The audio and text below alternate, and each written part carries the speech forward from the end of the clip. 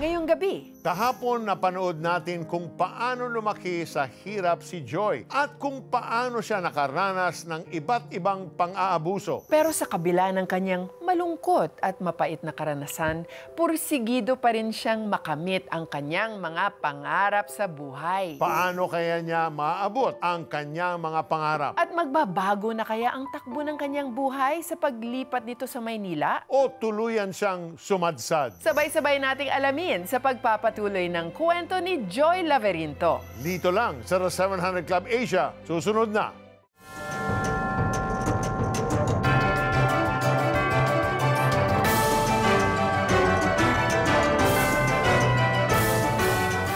Sa pagsusumikap ng kanyang ama na OFW, nakapagtapos si Joy ng accountancy. Sa pagkamit niya ng diploma, naging abot kamay na rin ni Joy ang matagal nang inaasam na kalayaan. Sa mind ko, sabi ko, pag-graduate ko, I'll be wild. Sabi ko, yung hindi ko magawa, yung hindi ako papayagang mag-disco, hindi ako papayagang mag-party, lahat yan gagawin ko. Meron akong ganung mindset that time. Mula Bacolod ay nagtungo si Joy sa Maynila para maghanap ng trabaho. Dahil sa taglay na inosenteng ganda, naging sentro siya ng atensyon saan man siya magpunta. So pag nadadaanan ako ng mga rich guy, binabalikan ako, uy, sino yung magandang babae? Tapos, they like me because I'm innocent. Ang tono ko, Bisaya, tapos inosenteng babae, parang madaling i-pray. Nililigawan ako, dinadala ako sa mamahaling restaurant, dinadala ako sa mga 5-star hotel. So ako yung batang parang, whoa, what is this? Parang I'm treated like a princess, ganon. Pero without me knowing, doon pala ako na hinuhulog nila yung loob ko dahan-dahan. Kasi inosente. Yung mga nanliligaw sa akin, may asawa. Without me knowing it. Mabilis na nahulog ang damdamin ni Joy sa mga mayayamang lalaking nagpakita ng intensyon sa kanya. At dahil sa ambisyong yumaman, naging matayog ang kanyang pamantayan sa mga lalaki. So ayoko mag-boyfriend ng hindi mapera. Kailangan may qualification ako, may kotse, may pinag-aralan, mayaman. Tapos pag dinate mo ako, huwag mo akong dalhin sa mumurahing lugar. So I was like that, So, nahuhulog yung loob ko dahil sa mga expensive gifts. Kasabay nito ay nagpatuloy si Joy sa paghahanap ng mapapasukang trabaho sa Maynila. Subalit dahil isang probinsyana at inosente sa mga kalakaran sa masalimuot na lungsod, nakaranas ng pangluloko at pang-aabuso si Joy sa kamay ng dapat sanay kanyang employer. Punta ka sa office, may open hiring, ganon. Siyempre, gusto ko ng mabilisan na proseso. Mayroong magre-refer sa akin. Sumama ako sa kanya. Tapos sabi niya, hintay ka lang ha. Sabi niya ganon. Wala pa yung boss. Tapos maya sabi niya, ay, tanghali na. Sabi niya ganon. Gusto mo kumain na muna tayo? Tapos kain kami. Tapos maya sabi niya, ay, gusto mo mayroong magandang restaurant na pwedeng kainan, ganon. Doon tayo. Sunod naman ako. Yung pala, yung dinadala na pala niya ako sa motel without me knowing it. Kasi nga inosente. Hindi ko alam po ano yung motel, ano yung itsura ng restaurant. Kasi nga, di ba mahirap. Tinouch niya ako, nagmamakawa ako. Sabi ko sa kanya, I'm still a virgin. Sabi ko, wag mo akong galawin dito. Kung pwede, I can do anything but don't touch my virginity. Ganon. So, mamakawa ako sa kanya. So, in-honor naman niya. Naulit pa ang ganitong pangyayari. Katulad noong una, nanatiling tahimik si Joy sa kanyang naranasang pang-aabuso. Hindi ko sinishare sa magulang ko. Ayaw kong i-share sa mga kapatid ko, sa magulang ko, sa mga relatives ko. Kasi nga, ang tingin nga nila sa akin ang taas. So, I cannot show them my vulnerability na nabiktima ako ng ganyan. Sa tulong ng lalaking may asawa na nanligaw sa kanya, nakapasok si Joy ng trabaho bilang hotel representative. Dito pinasok niya ang iba't ibang racket na pwedeng pagkakitaan. Pikit mata kahit ito ay illegal na. After na mapasok sila sa hotel, captured namin sila customer by playing the role of a guide, tour guide. So habang gina-guide namin yan, bibigyan kami ng pera niyan. Kasi tinutour mo siya eh. So So minsan kami yung mag-o-offer, do you want a girl? Gusto mo ba ng babae? Eh siyempre karamihan ng that time, karamihan ng pumupunta dito, parang part of their side trip is magkaroon ng babae. So dadali namin sila sa isang bawal na lugar, papipiliin namin sila. So again, kung ilang days niya kukunin yung babae, meron ding aming commission per day. Ganon yung aming commission per day. Eh, siyempre mukhang pera na nga ako that time. Parang gusto ko na nga yumaman, di ba? Hanggang isang lalaki na guest nila sa hotel ang nagkagusto kay Joy at niligawan siya. Doon ako talaga yung parang yung parang ang treatment sa akin like a princess. Sina-shopping ako, bibigyan ng mga expensive bags, ganon. Kasi foreigner itong guy nito, mga VIP guest ng So every time na pag ganun-ganun ako, without me knowing, nagugustuhan na niya ako.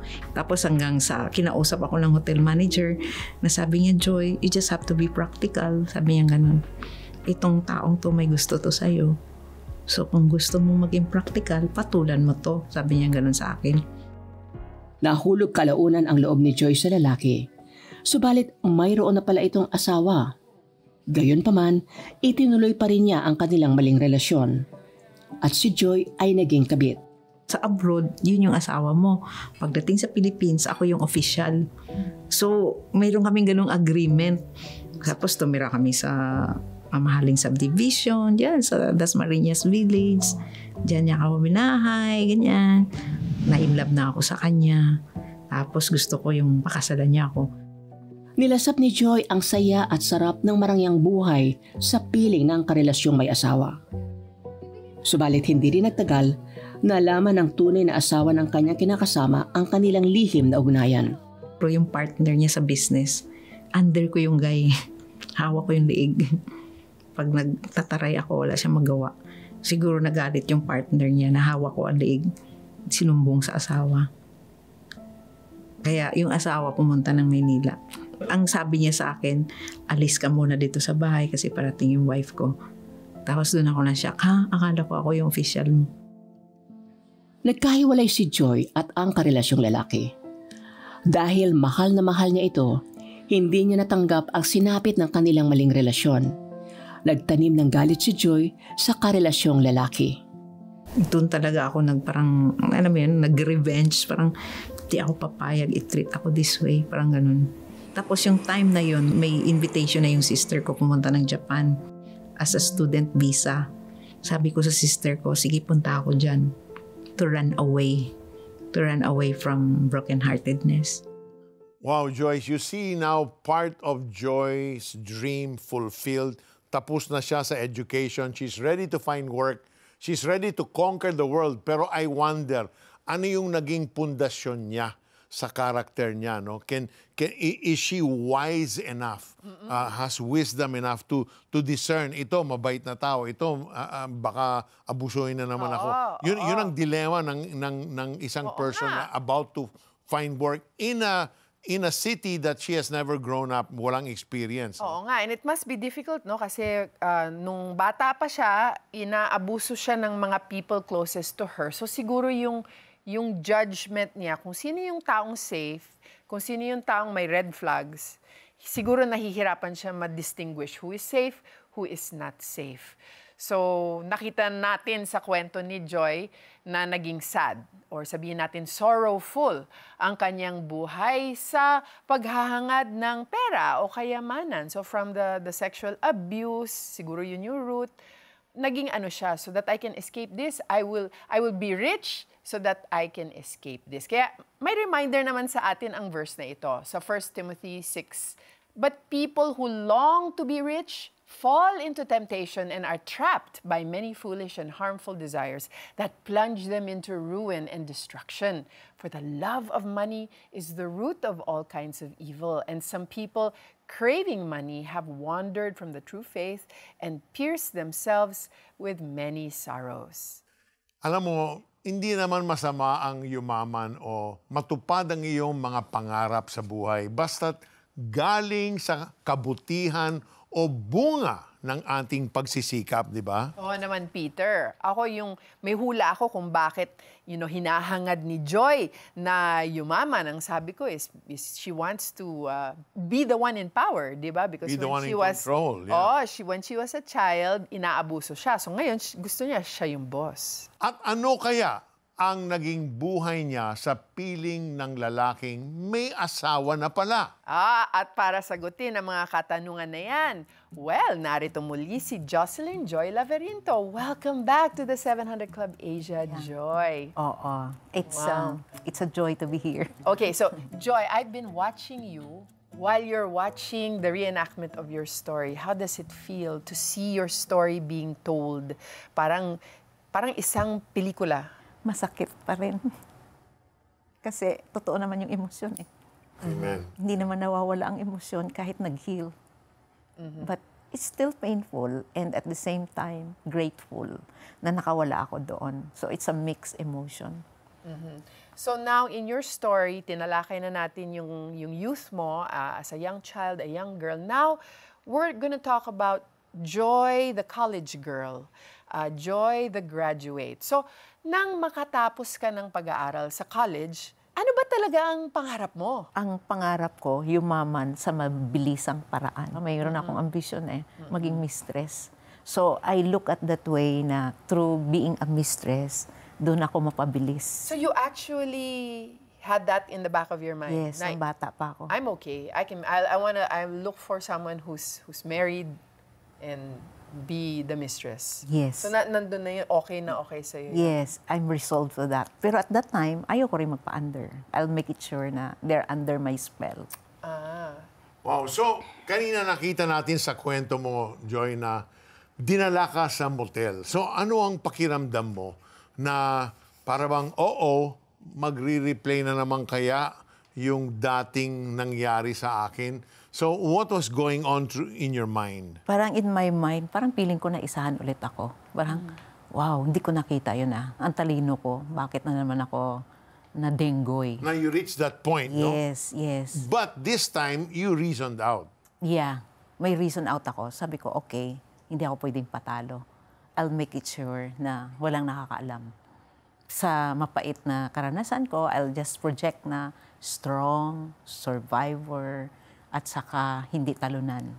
You had no idea that this man was bringing you to a motel. So in other words, parang nag-continue na, as Peter said, nag-replay na naman ang pangmomolestya. So hindi ka ba nag-isip na magsusumbong ka o humingi ng tulong, and report this man who's bringing you to a motel without, and then abusing you?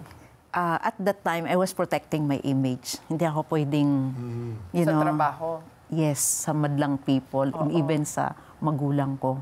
Kasi I'm playing the role of a hero, I'm playing the role of a good model. So, hindi pwedeng matarnish yung image na yan. Parang she's got it all together, you know? have it under control. Yeah. So, pag nire-report mo sa mga magulang mo, ito yung palaging good news ang binibigay mo sa kanila. Yes, kasi ang taas ng tingin nila sa akin. Kasi nag-accountancy ka Saka sa magkapatid, ako lang nakatapos bilang bunso. So I need to show na ako yung sandalan nila. Okay, so Joy, sa kwento mo kanina, nangligaw sa'yo ng isang mayaman. Tapos, na-discover mo pala na may asawa na siya. So ano ang naging reaksyon mo nung malaman mo na in a way he fooled you because he presented himself to be single pero actually may asawa? What was your reaction? Ang reaction ko that time, practical. Sabi ko, sige, nandito na ako. Panindigan ko to as long as you provide for my needs. So you were not thinking, I'm gonna split from this guy? Kasi iba yung panliligaw niya sa akin, Brother Peter. Oh. Lavishing, material things. Love bombing. Right. He was love bombing you. Yes, oo. Hindi ako makahindi doon. Kasi yun yung hindi ko natikman sa buhay ko. Yung parang in a way, nakamit mo yung iniisip mong parang dream siya para sa sarili mo. Yes. Kasi nga, di ba, gusto ko good life eh. Oo. Well, So, speaking of good life, binahay ka niya. Binahay So, sa in other mamahaling- words, binigyan ka talaga ng quote-unquote good life. Yes, buhay doon niya ang tingin ko doon Oo, at that so, time. Describe your life sa piling niya doon nung binahay ka niya. Well, nakatira ako sa mamahaling subdivision, with swimming pool, with maids. Tapos, wala, doon niya. Ako ay big boss. ngayon ang boss. Wow. Ako yung Did you princess. feel like, I reached my dream? Yes, at that time. Pero pasikreto yon.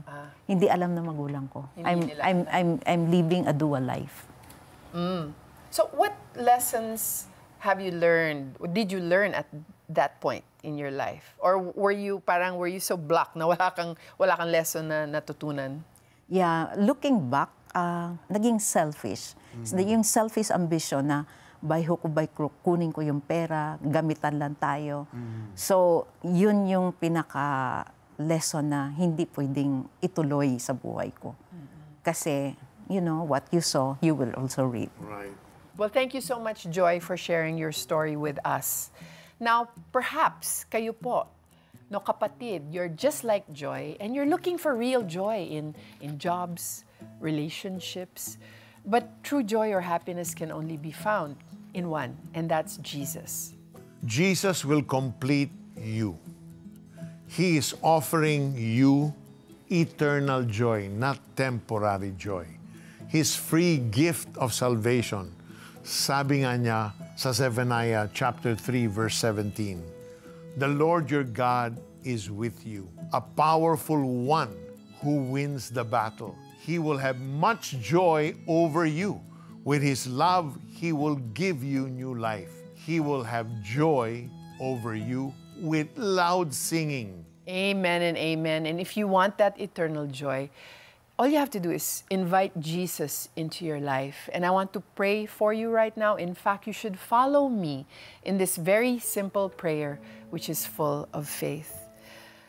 Lord Jesus, I know I am a sinner. Lord God, I know that I have hurt your heart in so many ways by making the wrong choices. And my life is so full of brokenness because I also have been hurt by many people. I have been abused by many people. And now I have discovered that there is power in the name of Jesus, that there is power when I invite you into my life. And so, Lord Jesus, I just ask you, I have nowhere else to go. I have no person to run to. But I know I can run to you. Please enter my life. I receive you, Jesus. Be the leader of my life. Let me be your follower. I want to follow you, and I want to have a new life that is free from the past, a new life that is free from doing evil. I want a new life where people will not abuse me. And I know, Lord Jesus, I can get this from you. Please forgive me for all my sins. And I receive you into my life, Lord Jesus. Guide my every step into the future. For you now are my Lord and my Savior. And I want to have the desire to read your word, the Bible. So Lord, give me that. Give me the heart, a heart for your word, so that I can have you in my life for the rest of my life. Amen and amen. Amen. Thank you, Lord. Sumabay ka ba sa aming dasal at tinanggap si Jesus bilang Diyos at sariling tagapagligtas ng iyong buhay? If yes, your joy is complete. Good news, ang pangalan mo ay nakasulat na sa aklat ng buhay. Balitaan mo naman kami, kapatid, sa iyong importanteng ginawa. Please chat, "Yes, I prayed," your name and location, and send it to our Facebook Messenger ng The 700 Club Asia o mag-text sa 0917-126-1442. Again, that's 0917-126-1442. Welcome to Christ's family. Ikaw ay bago ng nilalang. So, congratulations! Samantala, kanina napanood natin sa kwento ni Joy na tumutulong siyang magbugaw ng mga babaeng sa hotel para magkaroon ng extra income. Paano kaya makalaya ang mga babaeng nasadlak sa prostitusyon? At paano sila tutulungan at makapagsimula muli? Alamin natin yan sa ating pagbabalik. Please stay with us.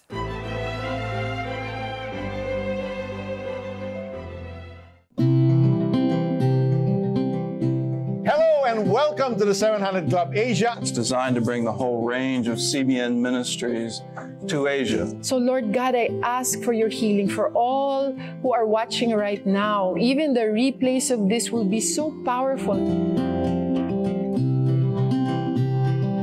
Lord, there's just so much pain and bitterness in my heart today. But Lord, today I want to surrender this pain unto you. Just play and, if you win, you're happy. Kahit naman sino kahit gano'ng kayaman ka pa. Lord, I give this pain to you. Give me the grace to forgive so that I can be set free, so that I can live a new life in you, God. I just point everything to Jesus, and He's the one responsible for everything.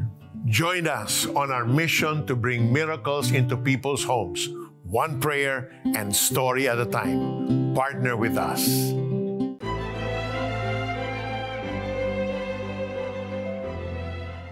Kanina napanood natin sa kwento ni Joy na nagbubugaw siya ng mga babae para magkaroon ng extra income. Dahil sa labis na pagmamahal sa pera, gagawin ang lahat, maging ito man ay kasalanan, katulad ng prostitution. Sa mga babaeng nasadlak sa sex trade, paano kaya sila matutulungan? Heto ang sagot. Wipe every tear.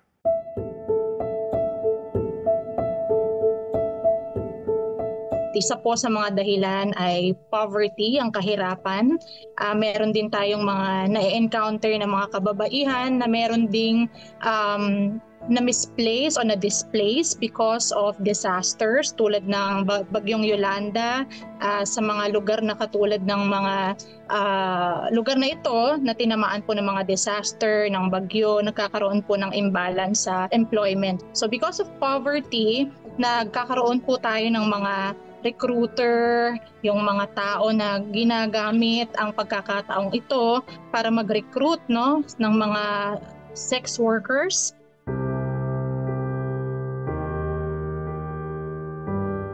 Gumuguho po ang pangarap ng isang kababaihan na sasadlak sa prostitusyon out of her will. Ang isang kababaihan na sasadlak po sa prostitusyon nang wala po siyang magawa sa kanyang sitwasyon. Gumuguho po ang kanyang identity, yung kanyang confidence din sa kanyang sarili. Kinakabahan po ang isang babae na hindi nakapagtapos ng pag-aaral dahil saan siya pupulutin. Ang mga tanong po na umiikot sa isip niya saan na ako pupulutin? O hindi naman po kaya yung mga kababaihan po naming na-interview o nakikilala, sinasabi nila na wala na akong halaga, nayurakan na ang aking pagkatao, naibenta ko na ang aking puri dahil sa mga pagkakataong nangyari sa aking buhay, and they feel very different from who they were before.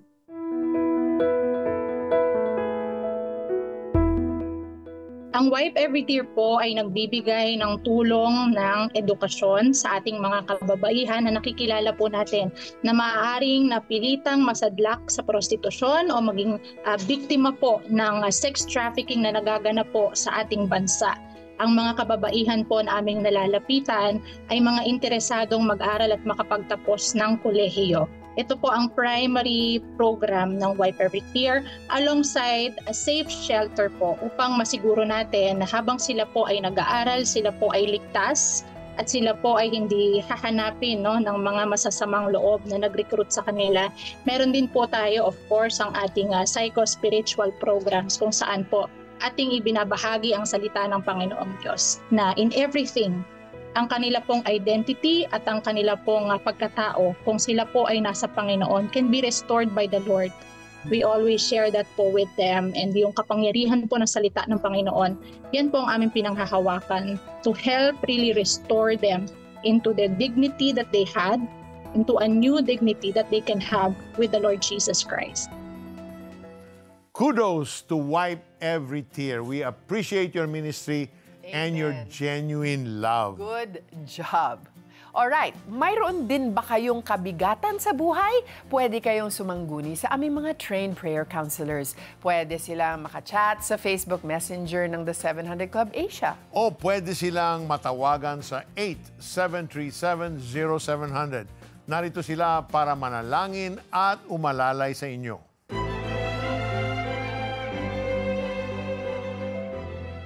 Happy 30th anniversary, CBN Asia. I still remember the days when I would accompany my daughter to the studio in CBN Asia because she was a host in one of the children's show during that time.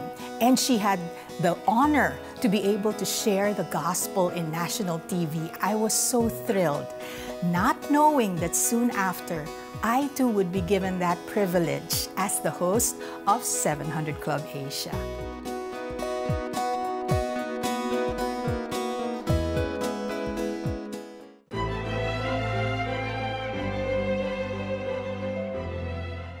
Ilang buwan na lang Pasko na, pero maagang aginaldo ang naihatid natin sa Zamboanga, Sibugay. Namigay ang ating humanitarian arm, Operation Blessing doon, ng libreng wheelchairs para sa mga kababayan nating senior citizen o PWD na nahihirapang maglakad. Isa sa ating nabigyan ng wheelchair ay si Gerald, 10 taong gulang. Si Gerald ay inaalagaan ng kanyang tiyahin na si Nanay Maria. May trabaho man si Nanay bilang isang rubber tapper, ay hindi pa rin sapat ang kanyang kinikita para magawang ibigay ang pangangailangan ng 3 pamangkin na nasa kanyang pangangalaga. Lalo na dahil sa sitwasyon ni Gerald. Sa tulong ng lokal na pamahalaan ng Zamboanga, Sibugay, mga church partners, volunteers, pati na rin ang Philippine Airlines at sa inyo, nabigyan natin ng wheelchair si Gerald. Ayon kay Nanay Maria, napakalaking tulong ito para makapamasyal sa iba't ibang lugar ang kanyang pamangkin. Kaya salamat sa inyong pagmamahal at suporta sa CBN Asia. Part of your giving to CBN Asia goes to our humanitarian arm, Operation Blessing. Kaya be a blessing to others. Be a CBN Asia partner now. Call 8737-0700 or scan the QR code to donate. God bless your generosity. Samantala, sa kwento ni Joy kanina, nakita natin na sa hangad na umasenso sa buhay, ginawa niyang iba't ibang paraan para lamang kumita. Pero hindi niya natagpuan ang tunay na joy sa iba't ibang relasyon o sa pera. Kaya reminder sa atin ang Ecclesiastes chapter 5 verse 10. He who loves money will never have enough money to make him happy. It is the same for the one who loves to get many things. This also is for nothing. Nothing can satisfy us in this world except the love of Christ. So let's turn to God and find the real joy in life. Bukas, sundan natin ang kwento ni Joy. Ano kaya ang naging buhay niya sa Japan? Tuluyan na kaya niyang matatakasan ang kanyang mapait na karanasan? Matatagpuan na kaya niya sa Japan ang tunay na kasiyahan? Lahat ng yan bukas, dito pa rin sa The 700 Club Asia. At dito nagtatapos ang ating maikling kwentuhan. Stories of hope, faith, and love help us produce more inspiring shows like this. Be a CBN Asia partner now. Scan the QR code or call the number on your screen. God bless you more and more. Bye! Siguro na-turn off yung father niya sa akin. Doon ako na broken-hearted. Doon ako na-depressed. Di ba resistant ako, ayaw ko ng kasal. Kung kailan ako binigay lahat, nag-live-in na kami. So alam ko na siya yung lalaki na mag-redeem sa akin. Siya yung magbigay sa akin ng good future, ganun. So nakita ko biglang nawala. Tapos I have this mindset na wala nang purpose ang buhay ko.